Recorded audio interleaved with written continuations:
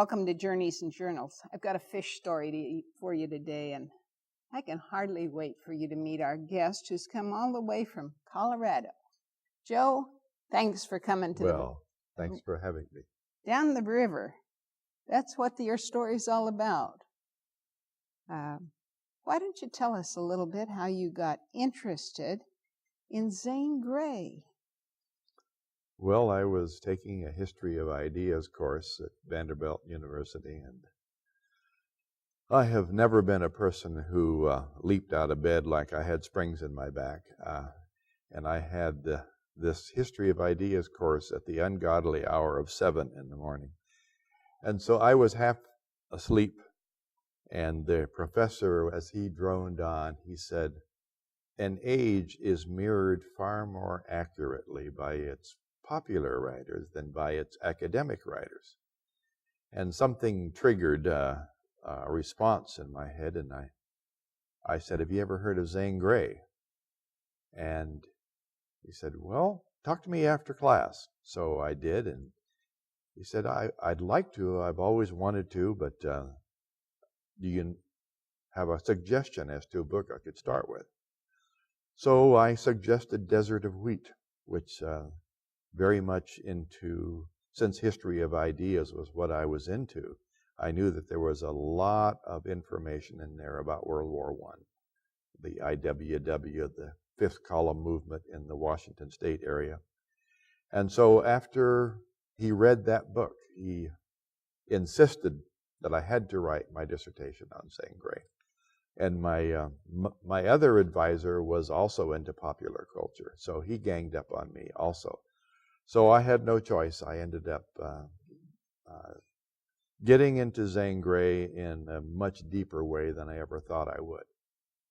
And I'm sure your next question is, well, what happened then? Next? So the thing that happened next was that I read a biography of Grey by Frank Gruber, which was, medium adequate. And then proceeded to ask myself the question, where do I go from here?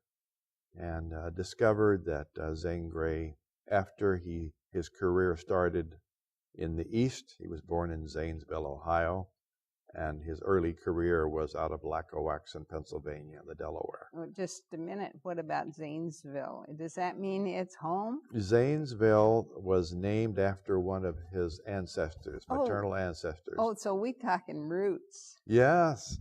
In fact, Colonel Ebenezer Zane was his name, and he and his brothers came across from,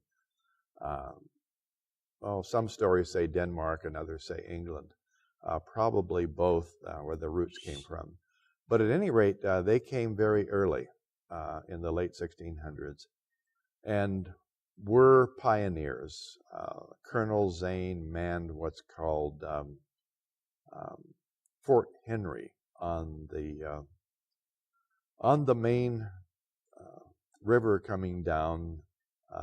If you ever go across at Wheeling, West Virginia, was where the fort was.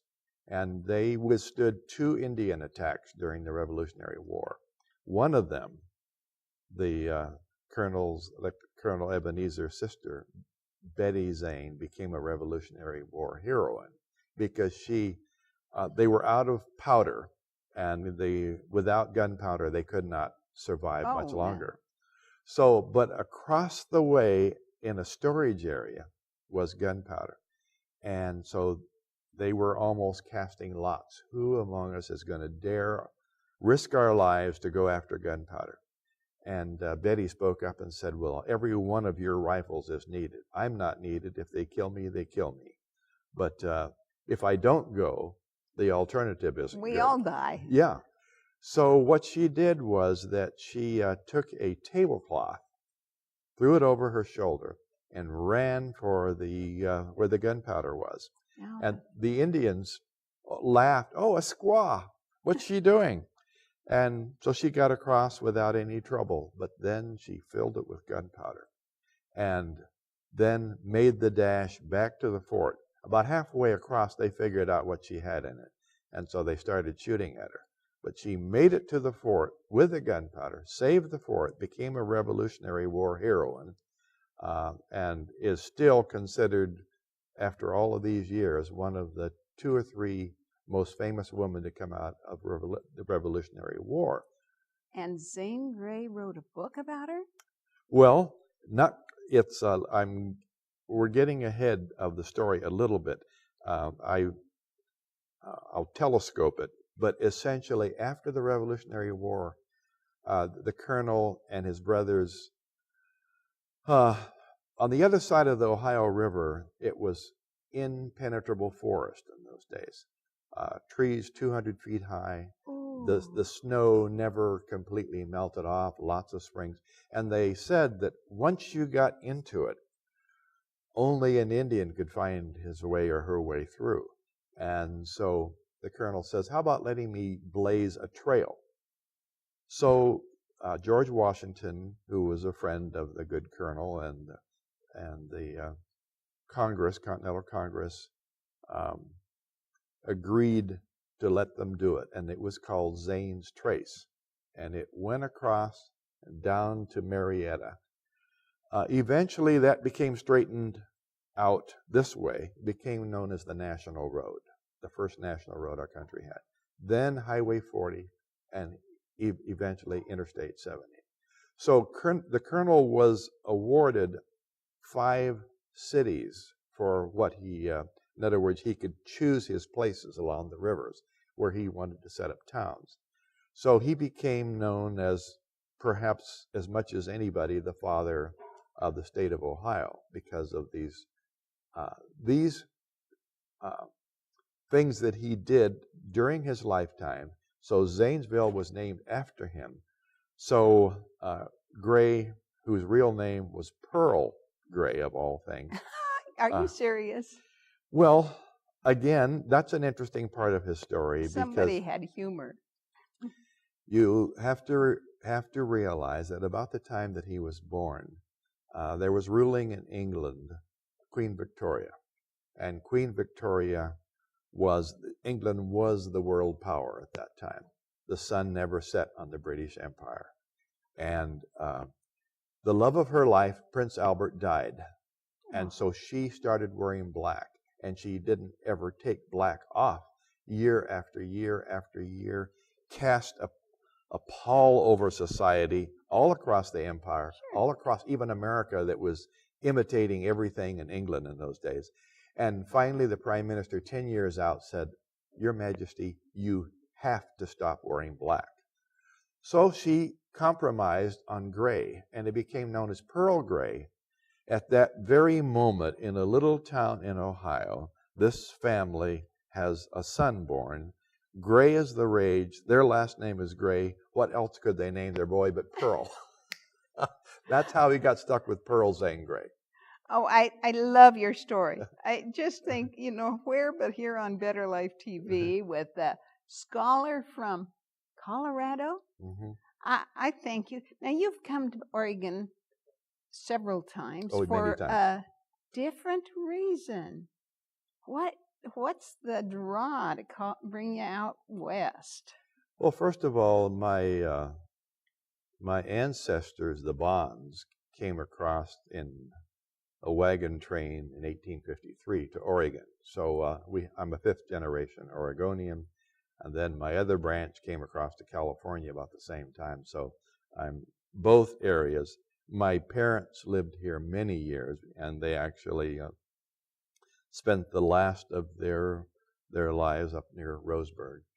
And my dad pastored all over the state of Oregon.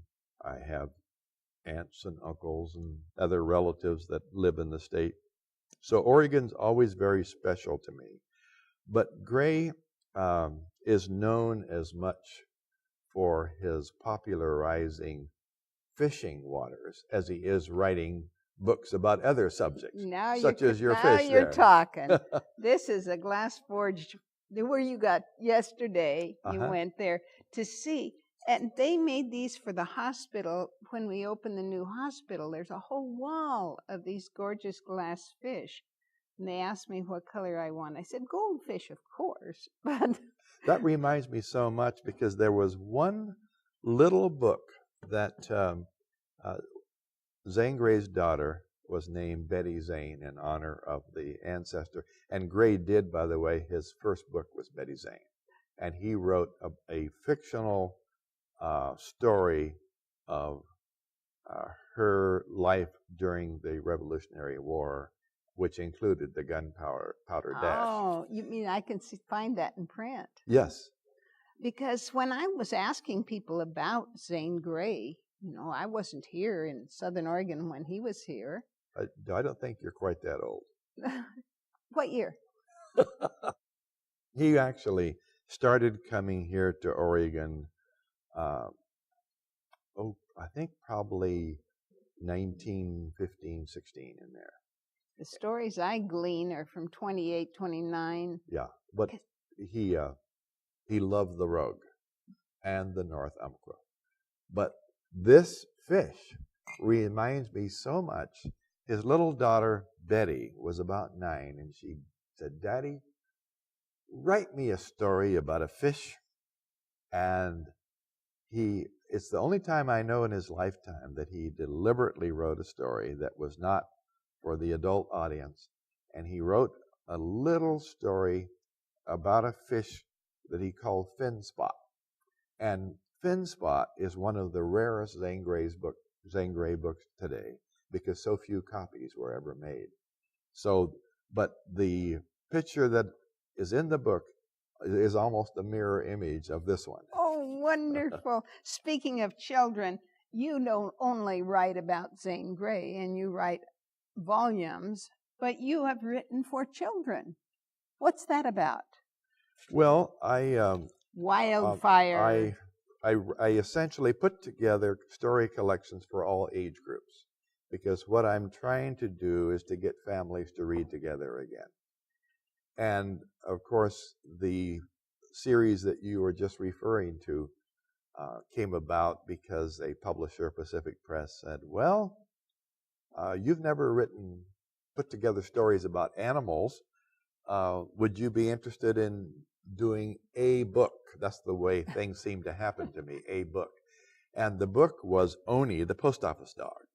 And the Oni, the post office dog, had stories about dogs. Then we did cat stories, Smokey. Then we did Wildfire, horse stories. Then Dick the babysitting bear, wild animals. Spot is the one that is animal stories of animal heroism. And then the latest one is Amelia, the one with the flying squirrel on the cover. And that's God's smallest animals. Well, I am, this bear. My name is Bernadette, which comes from the Bairn, Bernard. All those are the same thing. So when I see a bear, I think, well, that maybe's mine. And of course, the bears are all over Grants Pass. Don't remind me. In our yard, on our front porch, on our back door. Let's get back here to Zane Grey, because I am, I've explored all the archives here in Southern Oregon about Zane Grey. He was a writer probably as good as any of the era. The first half of the 20th century is his, what would you say? He held dominance? Yeah, he became the world's highest paid author during the first half of the last century, and the world's most famous author during that time. But let me pick up where we left off. I was and just getting into Grey, and so I found out that the family lived in was called Altadena, still is, but it's in Pasadena where people recognize that, when Grey moved west in 1918. And so I knew that Grey was dead, of course, and his wife was dead, but I called his oldest son, Romer, found his number, and I said, "Are you the author of Zane Grey's son?" He said, "Yeah." And I said, "Well, I'm doing a book on your father." And he said, "Well, come out." Well, that Christmas, I made a pilgrimage out to California. knocked on the door, and there was a little note in the door saying, "Dear B, all is forgiven. Please come in." When his wife was estranged at the moment. That was a very interesting beginning. But Romer was wonderful. He shared everything he had of his father with me. I was there day after day after day. But I kept hearing about this trunk full of letters. And I've thought so many times, what if I was writing a book on somebody today? What kind of records would there be? In Gray's day, the telephone was an extreme intrusion. You used it in emergencies. You corresponded with letters. Mm-hmm. And when he and his bride-to-be, Dolly, Zane Gray's first dental office he was a dentist at the beginning, was in New York, they had 9 mail deliveries a day in New York City, which meant that he could write Dolly a note saying, "Dolly, could you meet me in Central Park at our favorite spot at 6 o'clock this evening?" She would have time to get his letter, answer it, send it back, and he would know if she was going to be there at 6. So some Is things... Is that really a true story? That's true. That's true. You saw... New York had 9 mail deliveries a day then. And you saw that he was dating by mail. I saw the results because there was in this trunk between 2,000 and 3,000 letters between Gray and his wife, because he was on expeditions and fishing and going around the world. At any moment, they were not together. I would guess that in an usual year, they might be together 2 to 4 weeks. The rest of the time he was on the road. So they corresponded by letters. They wrote each other virtually every day. So I kept hearing about this trunk of letters, and it was the daughter's place who was raising Arabian horses in the Napa Valley at that time. So Romer phoned ahead, said, "I've got a scholar here that's doing research on Dad. Would you be willing to have him come by?" So I did. Knock, knock, knock. I arrived at the door, and she let me in. We did small talk for a while, and she said, "Well, I guess you'd like to see the letters." I said, "Well, I sure would." So she had 2 of her attendants bring this huge steamer trunk that was about this high, bring it into the room. I opened it up, and to a scholar, that was almost the holy grail, because what a treasure trove of information would be in those letters. But my heart sunk to the proverbial China. I knew that I had to get back to where I was teaching at Southwestern Adventist University, and I almost despaired. And she looked at her watch and said, "Oh, I didn't know you were coming today, and I have a hair appointment. You're going to have to leave." She did not trust me enough, even with her employees, with those letters, to leave me there. And to this day, I don't know what caused me to ask such a ridiculous question, but the rest of my life changed because I did. You asked what? I said, "Would you let me borrow the trunk of letters overnight?" Which was a patently ridiculous question, since you wouldn't let me sit there. And you couldn't carry it. And she said, but you'll take real good care of them? I said, "Of course." So we had it hauled out to the car, driving up the mountain to Pacific Union College, where I did both my undergraduate and my first master's. The insidious thought hit me. She didn't say you couldn't photocopy them. Now, of course she wouldn't have let me if I'd asked her. But when I got up to the college, I went to the library, and I asked the librarian, "Can I..."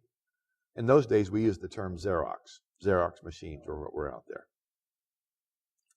And so the guy said, "Yes, you may." And I said, "It's going to take a long time." He said, "That's no problem." I said, "It may take all night."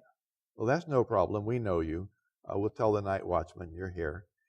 So I stood on my feet for 22 hours and Xerox that whole trunk full. And then next afternoon, more bleary-eyed than awake, I went back, and I had this terrible guilt trip. I knew I had done wrong, and yet I felt like I couldn't keep it from her. And so I said, when she saw the letters, she breathed a sigh of relief. I said, have you ever worried about what would happen if the house burned down and those letters were burned too? Well, she said, oh, yes, the Altadena house caught on fire once. We barely got them out. And I said, well, if that ever happened, I could supply you with a copy. And I think she almost went into orbit.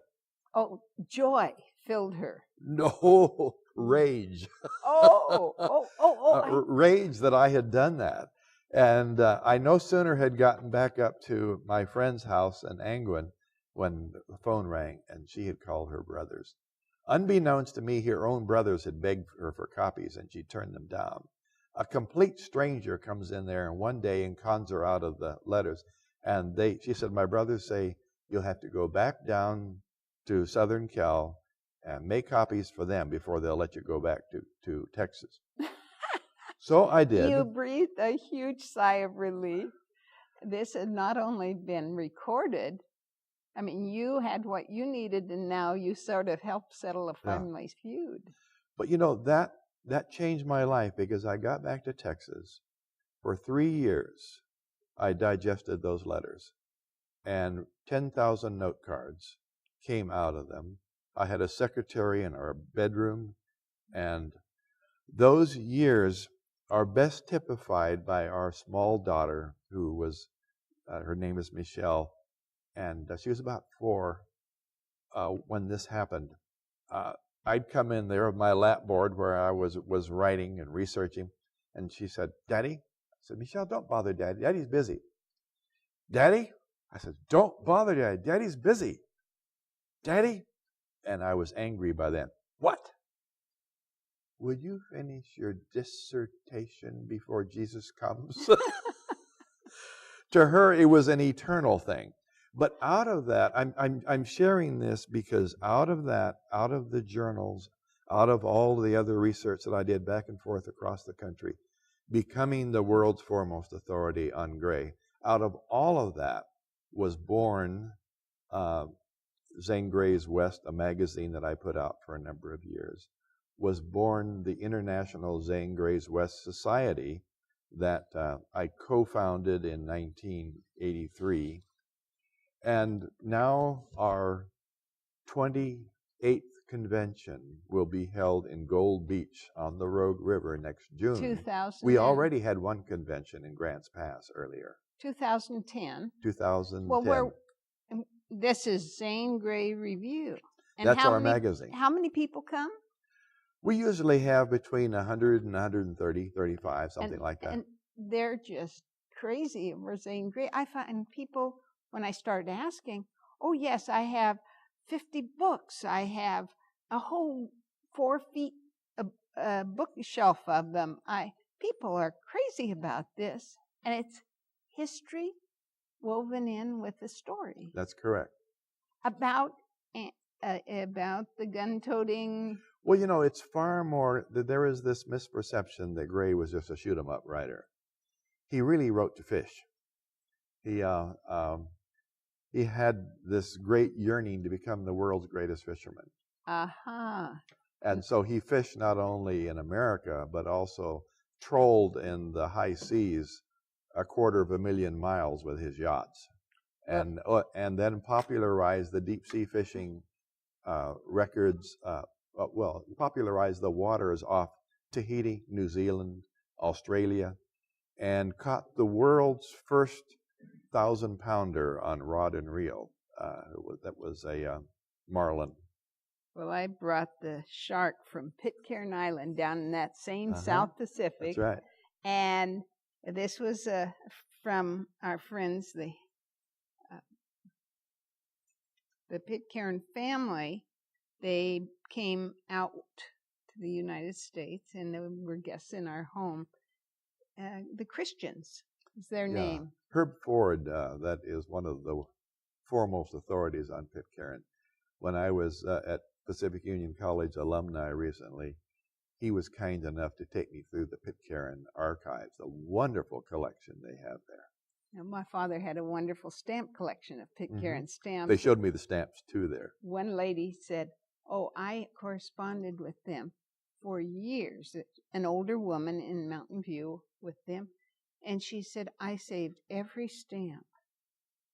And someone paled and said, what about the letters? Oh, no, those weren't important. Oh, my. I'm Bernie Martin Beck, and I want to thank you for being my guest. I want you to come back and do some more about Zane Grey, because he's what we're talking about here. There's so much. Zane Grey cookbook, Zane Grey, Zaneville, you said.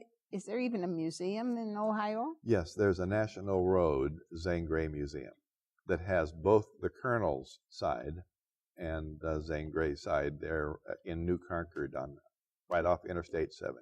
Tune in. You will not want to miss where this kid, I don't think he ever grew up. No, he didn't. He was, I've often likened him to a Peter Pan. It is fascinating because this Southern Oregon was a love of his so much that he bought property here. Oh, yes. No, he was the one that first popularized both the Rogue and the North Umpqua.